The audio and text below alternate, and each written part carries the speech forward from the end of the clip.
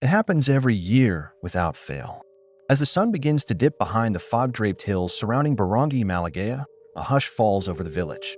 It isn't the usual quiet of rural evenings. It's the kind that makes even the birds stop singing. And then they appear. Folded precisely and tied with fraying red string, handwritten invitations are found tucked into the doorways of every home. No knock, no footsteps, no explanation. Just the thick paper, smelling faintly of old smoke and dried blood. The ink always fresh. The handwriting always the same. You are invited to the midnight feast. Attendance is expected. No signature. No RSVP. No excuse accepted. No one has ever seen who delivers them. The villagers speak little of the tradition, but even the youngest children know what to do. They wear white. They speak only when spoken to. They do not eat during the day of the feast, and they never, ever arrive late. Every family prepares. Chickens are slaughtered. Candles are lit in odd numbers. And when the night comes, the entire barangay walks together toward the central plaza. They say the feast is a celebration of unity, of gratitude, of protection. But no one really knows protection from what. One year, long ago, an outsider just passing through was spotted taking photographs during the procession. By morning, his camera was found in the stream at the edge of town. The photos were blank. He was never seen again. In Maligaya, curiosity is not rewarded. Compliance is. Barangay Maligaya is a speck on a map of the Philippines, nestled deep within the folds of the Visayan Highlands. No major roads lead there. Only narrow, winding dirt paths flanked by forests too thick for light to fully penetrate. GPS devices lose signal halfway up the trail. Cell phones become useless. It's as if the land itself is shielding Maligaya from the modern world. The town is quiet, not serene, but paused like a breath held too long. The people farm, trade, and worship. Yet something in their gaze, wide but watchful, says they carry a memory they cannot name. Electricity came in the early 2000s, but only to a few buildings. The schoolhouse, the barangay hall, the church. Everything else is lit by kerosene, flame, and moonlight. They say the town was founded in the early 1900s by settlers fleeing the war. But the oldest trees seem to know otherwise. Their roots wind through gravestones older than any living memory. Some of the markers are carved in a script no one can read anymore. Others bear no names at all, just symbols. In Maligaya, there are no bars, no internet cafes, no stores with neon lights. But there is a curfew and an understanding. At night, shutters are closed not just against insects or thieves, but against things no one will speak of. The few who have passed through, missionaries, surveyors, government census workers, have called it quaint, isolated, untouched. But those who stayed longer always left with the same feeling. Something is being preserved here. Not just culture, but something older. Perhaps even older than the town itself. Whispers of the midnight feast have reached the outer barangays. In low voices, people speak of the celebration that no one is allowed to see. Some say it's a harvest festival. Others say it's a mourning ritual for an ancient tragedy. But the most persistent stories, always told in shadows, always ending with a warning, describe it as a pact. A centuries-old agreement sealed in blood and secrecy. Every July, a faint red glow rises from Maligaya's hills around midnight. Nearby villagers know not to investigate. One man, a barangay tanid from a neighboring town, once decided to observe from a distance with binoculars. The next morning, he was found wandering aimlessly in a rice field, unable to speak. He never recovered. Local police attempted to conduct an inquiry once, back in 1992. They received a formal letter from Maligaya's barangay captain thanking them for their concern and stating that no incidents had occurred. The letter was signed, dated, and stamped. But the signature did not match any known officials, and no record of the sender's name existed. Eventually, the report was filed away. No one followed up. The story grew murkier when a pair of vloggers, urban explorers from Cebu, attempted to film the midnight feast in 2014. They posted a teaser video of their hike into the Maligaya Trail, capturing eerie music drifting from the trees and distant chanting. Then the upload stopped. The last video ends abruptly at 10:58 p.m. It's a shaky clip showing a red glow deep in the trees and the sound of a child's voice whispering, "You shouldn't be here." Neither of them return home. Their phones pinged once, 3 days later, from within Maligaya. Then a silence. Those who have tried to explain the feast say it's likely rooted in pre-colonial animist rituals, an annual act of appeasement toward a Dewata or spirit believed to dwell in the land. But the level of secrecy, the fear surrounding it, the vanishing of the curious, all point to something more than simple folklore. Maligaya has no tourist attractions, no festivals advertised in city calendars, no local products for sale. But somehow its people never go hungry. Their crops are untouched by blight. Their homes, always spared by typhoons that ravage nearby towns. Some call it luck.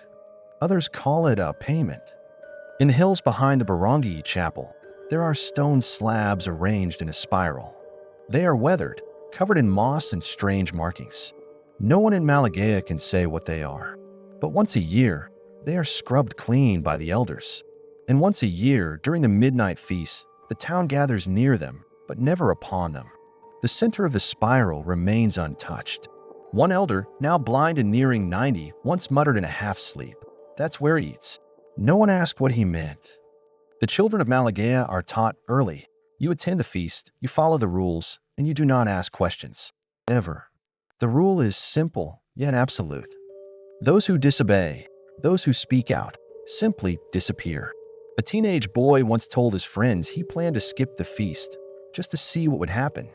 He joked that he'd rather sleep. He never made it to bed. The next morning, his shoes were found at the forest's edge, side by side, soles pointed toward the town. They were still warm. Since then, no one has joked. In fact, no one laughs on July 15th. The atmosphere is solemn, reverent, as though every heart knows something it's not allowed to say. Outsiders still wonder what happens at the midnight feast, but no outsider has ever seen it, and those who do are never outsiders again. The elders of Barangay Maligaya are not elected. They simply are. No one recalls the moment when Data Callisto took his place at the center of the circle. He was always there, seated in his intricately carved chair beneath the ancestral tree. The others gathered around him in crescent formation. His voice, rarely heard, carries weight only the truly ancient possess. There are 7 elders in all. Their names are never spoken aloud during the feast month. Not out of reverence, but fear that to name them is to invite what listens in the forest. They are not religious leaders, yet even the priest steps aside when they pass. They are not government officials, yet they hold the real power. When disputes arise, land is divided, or punishments are given, the elders speak once, and that is final. Their authority comes not from law, but from legacy, and something deeper, something older than law. Once a year, the elders wear robes of bleached abaca fiber. Their faces are painted with red streaks, drawn from a single bowl of thickened dye no one sees prepared. The youngest among them is rumored to be over 80. The oldest has no age. He speaks in fragments of a tongue no longer taught, one that even the linguist who visited years ago could not place. He has only one eye, milky and unmoving. They say he sees more with that eye than most see in a lifetime. During the midnight feast, the elders do not eat. They only watch. From their raised platform above the central table, they observe every movement, every offering, every mouthful. If someone fails to finish their portion, they are quietly taken aside. No one ever sees them again. Some villagers believe the elders are bound to the feast, not by devotion, but by duty, that they carry a burden passed from generation to generation, a pact forged in desperation long ago. What they guard and what they feed is not theirs to question. It is theirs to obey. She arrived on June 3, 1977. Miss Rosario Sison, a bright-eyed public school teacher from Manila, had volunteered for a rural assignment. She was 26, idealistic, and unafraid of the unknown. Maligaya, she thought, would be a peaceful escape from the chaos of the city. She kept a journal. Not out of paranoia at first, but habit. Teaching assignments in the provinces often brought strange customs, she knew. But Maligaya unsettled her from the start. Her first entry reads, "The silence here is different. It's not peaceful. It's watching." She noticed the glances, the way conversations stopped when she passed, the way children played only in open fields, never near the forest, how every home had a small bundle of dried herbs hung above the door, replaced monthly. The townspeople were polite but distant. No one invited her in. No one lingered. On July 1st, she wrote, "Something is coming. The older students won't look me in the eye." One girl cried when I asked what the midnight feast was. She said it's the night the forest breathes. Miss Sisson decided she would observe the event, not to interfere, just to witness. On the morning of the 15th, her journal changed tone. They left a note on my door. No one signed it, just like the others. Attendance is expected. I thought they'd forgotten me. I was wrong. She followed the villagers that night, keeping to the edge of the procession. The journal entries stopped just before midnight. The final page reads, "They're not eating for themselves. They're feeding something else. The elders, they don't blink. And there's something behind the altar. I can't see it clearly." The pen line trails off. Miss Sisson was reported missing by her sister 2 weeks later. By then, no one in Maligaya admitted she had ever been there. But one notebook was found, buried behind the schoolhouse. The pages were mostly intact. No blood, no damage. Except for one. The final page had been blackened as if singed by heat, the words warped and nearly unreadable, except for one phrase scrawled in the corner. "It wears her face now." What that meant, no one could explain. Miss Rosario Sisson was never seen again. Her name was never added to any official list of disappearances. But to this day, some villagers say that on the night of the feast, a woman in white can be seen standing at the edge of the clearing, smiling too widely, with eyes that reflect no light. And each year, when new school teachers are assigned to rural posts, Maligaya is never included. No one questions why. The feast begins long before the food is served. On July 13th, the animals are chosen. Only black-feathered chickens and goats with one white eye are accepted. These details matter. No substitutions are allowed. The slaughter is quiet. No ceremonies. No prayers. Just a shallow bowl, a sharpened knife, and a thatched mat soaked in old stains. Children watch in silence. This, they are told, is respect. The meat is never cooked at home. It is brought raw to the central fire pit where a communal preparation takes place under the guidance of the elders' apprentices, young men and women chosen without explanation, marked by a red thread woven through their left sleeve. The meals themselves are always the same: rice tinted with turmeric, stewed meat with bitter roots, and a thick sauce whose ingredients are never discussed. A sour broth follows, served in bowls that have never left Maligaya. They are carved from a pail that emits a faint, acrid smell when wet. On the night of the 14th, as the final meal is stirred and sealed in clay pots, the Datu's hut becomes the site of a singular ritual. A red lantern, weathered, ancient, and said to predate the town, is lit with oil made from the rendered fat of the chosen animals. Its glow is unsettling, not warm like firelight, but cold and steady, as if it contains no flicker at all. It is hoisted above the hut just before midnight, casting a crimson hue across the central plaza. It is known as Bante the Watcher. No one speaks when it is lit. No one sleeps under its light. They say it signals permission, not for the people, but for what waits beyond the trees. The feast begins the following night. Each home places an offering at their threshold, something personal. A trinket, a photo, a lock of hair. These disappear by morning. No one admits to collecting them. Then, at dusk, villagers dress in white. Children are bathed in salt water. Windows are shuttered and sealed with ash. By 10:30 p.m., the entire barangay gathers in silence. No music plays, only the steady sound of breathing, footsteps, and the low hum of cicadas. At exactly 11 p.m., the first drumbeat sounds. The feast has begun, and what walks with it is already here. In Maligaya, midnight is not what the clock says, it's what the body feels. The feast begins at 11 p.m. sharp. But no one calls it 11. They say, midnight has begun, because what comes after is not meant to be measured in minutes.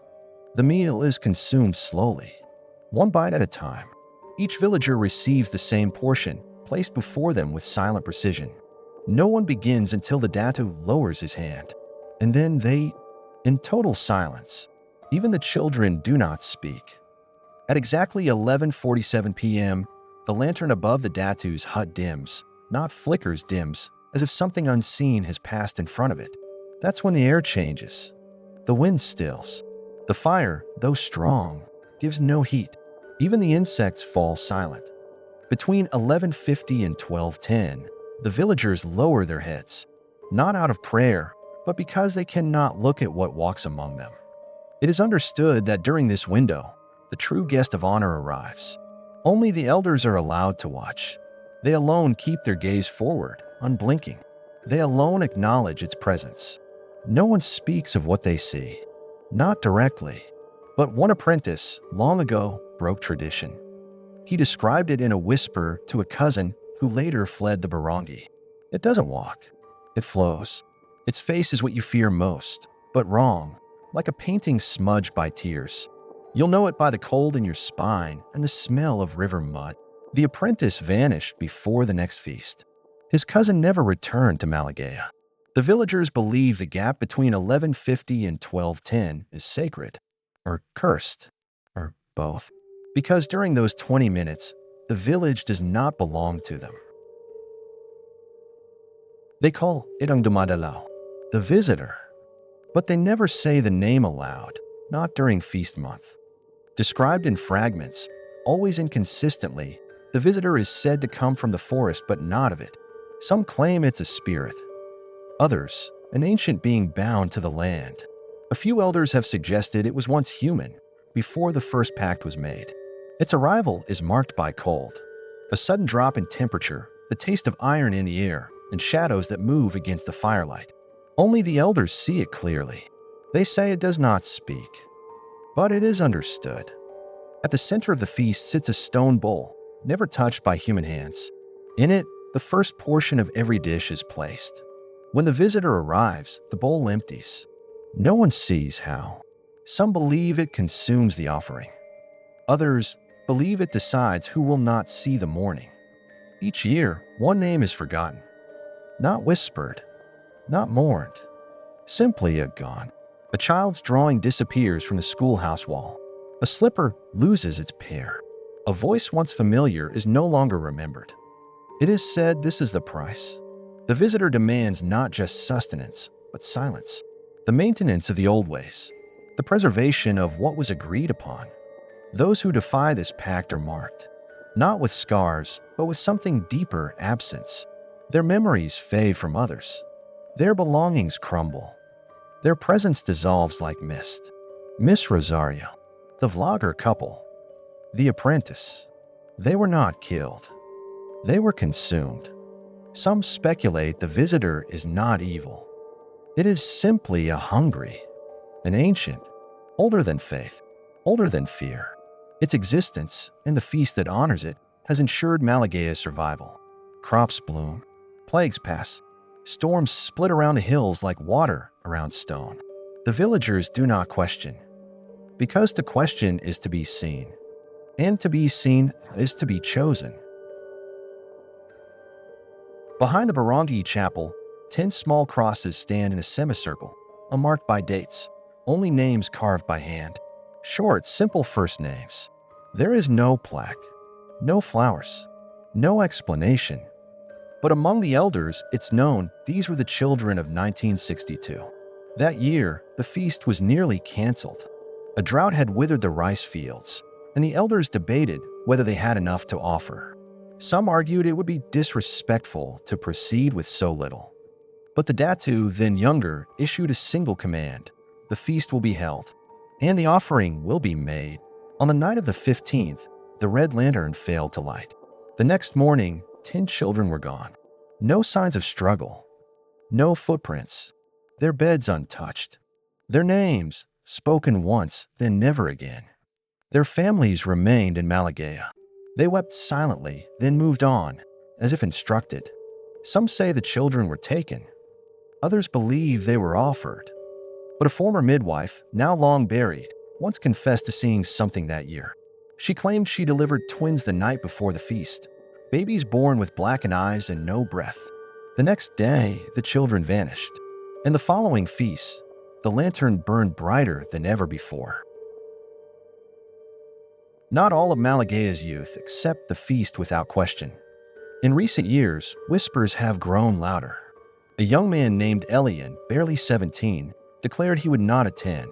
He had found Miss Rosario's journal buried in a school storage crate, wrapped in cloth and old salt. He believed the villagers were complicit in something monstrous. The night of the feast, he stayed home. He locked his doors, turned his lights off, hid beneath his blanket, heart pounding. The next morning, his house was undisturbed. But Elian was gone. No sign of forced entry. No struggle. Only his shoes, neatly placed by the front steps. Toes pointed toward the forest. His mother never cried. She simply swept the steps and placed salt along the doorframe. Elian's name is not spoken now. The school records list him as relocated, but every year since, the red lantern flickers once at 11 p.m., something it never used to do. The elders say it's nothing. The old ways continue, but the forest feels closer now. In Maligaya, the feast continues. Every July 15th, without fail, the invitations appear. The red lantern is lit. The food is prepared. The silence descends. Even as the world modernizes, the ritual holds. The town remains untouched by tragedy, but untouched by time as well. No new roads. No expansion. No one leaves without forgetting, and no one returns unchanged. It's said that the forest has grown thicker, that the spiral stones behind a chapel now hum softly at night. And some nights, villagers hear laughter in the trees, children's laughter. But no children are missing, at least not this year. The elders are fewer now, their replacements already chosen. The pact must endure, and so the invitations still arrive, and Maligaya still survives, at a price. Not all traditions are meant to be honored. Some are meant to be fed. Close the book if you can. This is Black Chapter.